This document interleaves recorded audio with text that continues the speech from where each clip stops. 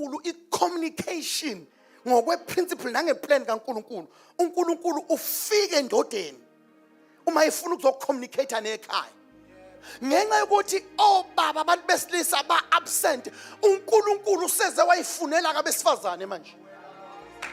Niyabona yini?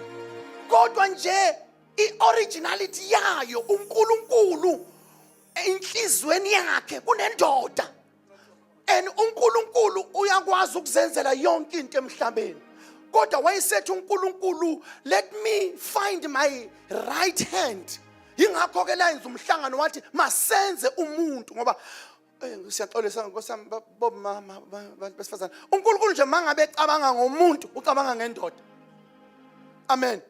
Yingakho ke wabe sekhipha owesifazane esemkhipha kubukhona endodeni. Ningilalele nibathandekayo. So ke uNkulunkulu wayefuna umuntu ozomlekelela ukumanage umhlaba. Phela uNkulunkulu wayezovela kukhanda wesifazane. Kodwa uNkulunkulu usejika manje ngoba usejika manje abuke kwabesifazane ngoba amadoda awekho. Ningamemezela ngithi madoda akwesibuyeni. Akwesibuyeleni enhlokweni enguKristu. Ukuze sizoba zinhloko zangempela emakhaya. Lezi ingane noma ungadlula emhlabeni. Noma ungadlula emhlabeni. Hayi mani yobonakala umama esekothi awu akwazi ukuthi ubaba ngobe ngasekho akusathandazwa noma ngabe kuthiwa ngaba yisidakwa kodwa iyoyazi ukuthi khona into ubaba ayishiya idaka injalo idayima lambile kodwa asibizo umdala. Uyabona ibanjwe lezi lezimbambile kodwa khonto ayazi ukuthi ubaba wayenze njani wayitshala because you are a priest in your house.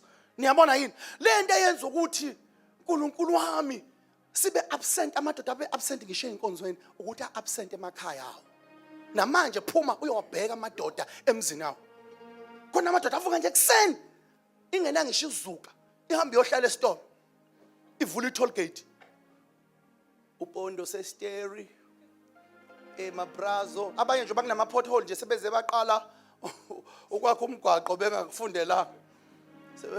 Sebesipheshela manje ama pothole ngenhlabathi yabona. Bethi okuncane bathi okuncane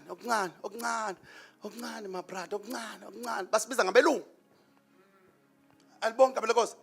Yini kuzobe nje kukhona obaba bangabe absent emakhaya. Ibambeni lento bathandekayo.